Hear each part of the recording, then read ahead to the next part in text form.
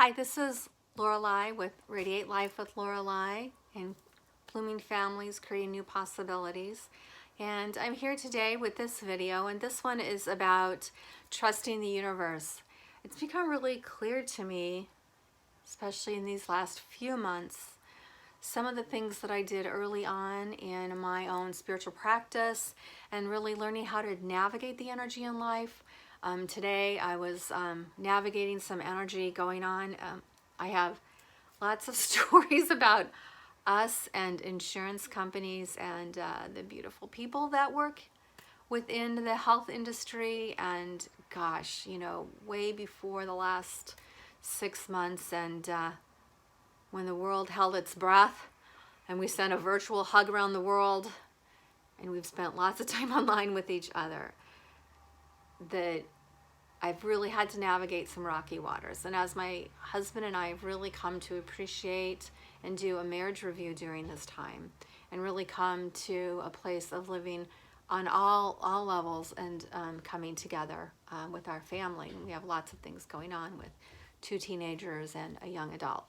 So I wanted to come on today to say that even though it's crazy, there's absolutely things that we can do in order to create a stillness within ourselves, to create that alignment. And I know it's been so oversaid, but you know, before 6 months ago, we used to use the metaphor for parenting to put your mask on first, right? And I only say that now to say supply yourself with the oxygen, although it used to be something that we say. It is something that we say that in a way of like you have that reminder of taking care of yourself first, aligning yourself before you engage in with your children, with your pets, with your partner, with the world, with the police, whatever it happens to be. So I was inspired today to come on and share something I pulled out of one of my books that goes back. The book I created in 2010, and I love to take pictures and write quotes and make drawings and share affirmations. But there's a particular kind of affirmation, which is an invocation. And so I would say that the invocation, what it means is that you're aligning with more than just your physical circumstances, just your mental circumstances, more than just the lens that you see life through, that you really open your heart and your mind and your spirit, and you are you, but you have this whole inner team. You have all the parts of you, mental, emotional, physical, spiritual, and even etherical, right, parts. There's a part of your consciousness that is not even present in this physical. There's only a certain percentage of ourselves that come in during this, which is really amazing. If you have no place to experience it, it does happen when people touch into things like miraculous things happen, like things that were unexpected all of a sudden happen. People have cleared tests, they have their body restored, they can do things that they couldn't do the day before, and there's no logical reason for why that happened. I think there's a lot of this inspiration, and there's a lot of this, I'm going to say, I look at it in the form of energy. So I believe in, when I invoke, that I not only feel the love and connected to myself and my inner guidance, but also to spirit, to other beautiful energies. And I like to say that sometimes I'll name them, but the thing is that, you know, there's that quote that says, "You limit me when you name me." And I'll have to remember who that is. And so when it comes to things like this and unknown things, I learned very early on with my children that I'd rather give them an experience of what it feels like, what love feels like, what it feels like to have freedom of choice, what it feels like to clean and be organized. I like them to do that, and then how does that feel? How did that make you feel? So I know that I check in and say, is this energy beneficial? Is it not beneficial? And is this just an experience I need to be having? Because sometimes there might be pain, there might be, like, it seems like a challenge or an obstacle, but that is the very thing that is going to bring me to my next step, right? That I might not have climbed that mountain, and once I get on top of that mountain, which is any kind of like challenge or takes extra, that I see it's more clear. I can see something further in the distance more clear, and maybe I can see a change of plans, or I can see a connection that I hadn't seen before. You know, that kind of thing. It gives me that really beautiful, wonderful feedback. So I'm going to give this one to you. This is the last one on my piece of paper. So this one, this is the one that really helped me connect, and this again comes from 2010 and from my notes when I had a loved one who at this point was indeed going to transition, and yet we always leave open for that grace, right? So clearing your breath and giving yourself a moment of opening your heart. It said, and here's the invocation, and it says, "This is a divinely ordered universe." This is how I choose to interact with the universe. That's what I'm saying for me. So I'm saying to the universe, this is a gentle universe. Heal those who feel chaos. Heal those who are grieving losses. All kinds of changes that feel like loss. It could be a loss of people, relationship, income. It could be loss of house, home, job. It could be loss of animals. It could be lost opportunity. It could be loss of faith and hope and inspiration. It could be loss of health. And replace that with the healing quality and the healing energy of divine order and divine grace.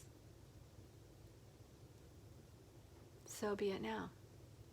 So there was a time in my life in which all throughout the day, every day, I had a, I was going to date me a little bit here, but I don't know if I have it handy, but I still have a cassette recorder that I used all the time.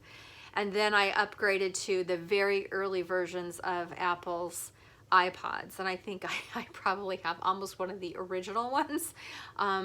And I have the last one I have, I think, is still from 8 years ago, and I still have it and it works. But I would record these invocations, and then I would make a playlist, and at night I would spend 1.5 to 2 hours in a meditative state, and it really helped create these patterns in my life, so that as I opened the door and went out of my bedroom or into, you know, a larger part of the world, I carried these things with me.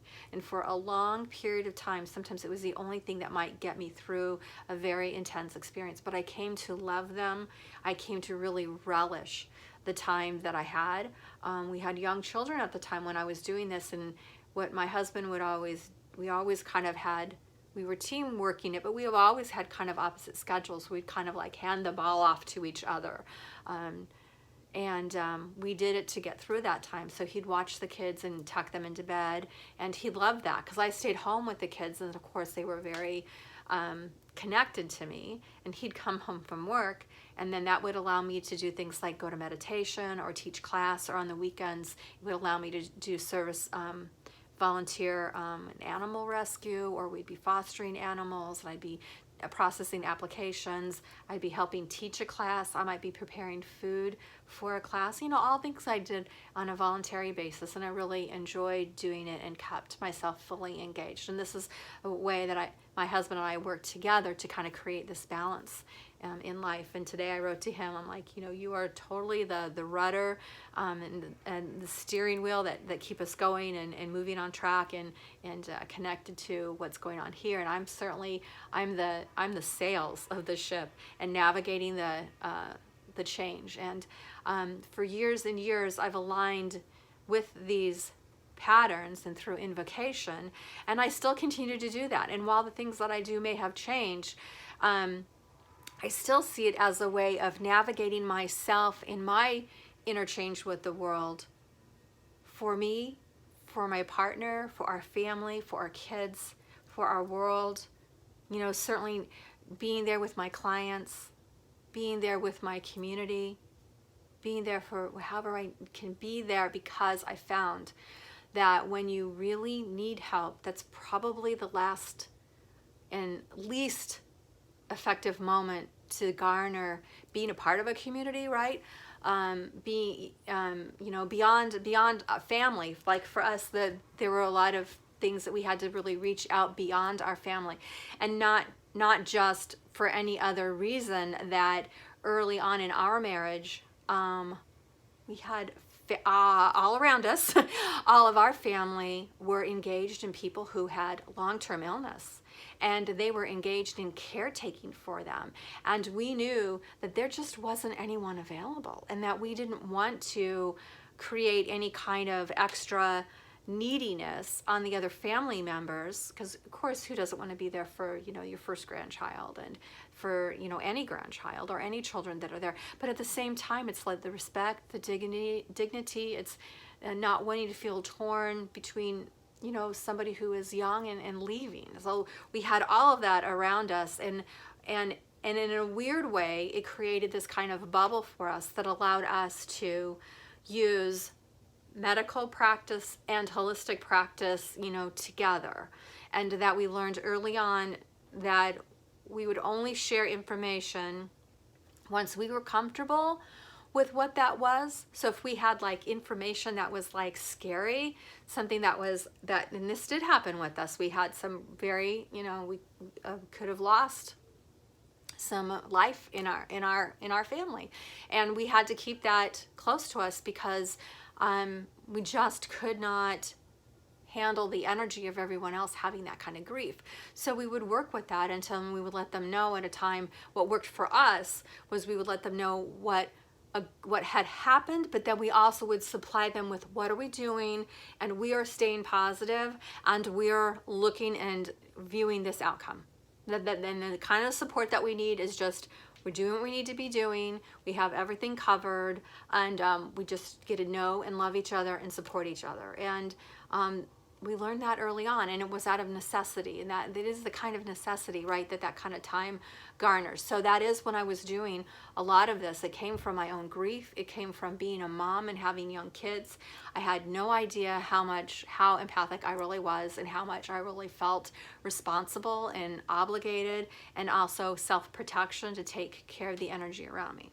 So again, this was the time, just bringing up here that, you know, not unlike the times we find ourselves in now, there's always those times of trauma or of emergency. I mean, it's just, we've just never seen it to the scale that it's now. But we've never had the support that we have now. We've never had the connection that we have now. We've never had important to be sovereign and to make good choices than we do now. So I wanted to show you a couple other things in ending up here, and that is, one is, this is, you can't really see that very well, but it's glitter. So there's hands in glitter. And the one thing I've requested, right, of my inner guidance is, like, if I get to pick a color, for my healing energy, I want it to be glitter. So I did have a meditation the other day, and I saw 3 colors, and it was this beautiful deep blue with a shimmer to it. So it was glitter. There was a beautiful fuchsia with the glitter, and of course there was beautiful gold energy, and it had a luminosity in it, a lightness that did make it look indeed like glitter. So I love that, and I'd forgotten I had asked for that, and it was the most amazing experience in meditation just last week. So with that, the other thing I want to say is, because, you know, we really were connected to our loved one, and again, she's a spiritual teacher and just a beautiful, bright soul. We had a huge connection in Hawaii, not only for retreats, but she had lived in Hawaii, and we're temple builders. We were in Kauai when they were fundraising for the temple, and we've always supported the temple, not only with our vision, but with our finances, and with our hearts, definitely. And that's my original guru, is one who built the temple. And this is a beautiful picture. Again, you can kind of see the rainbow, not really well, probably almost better that way.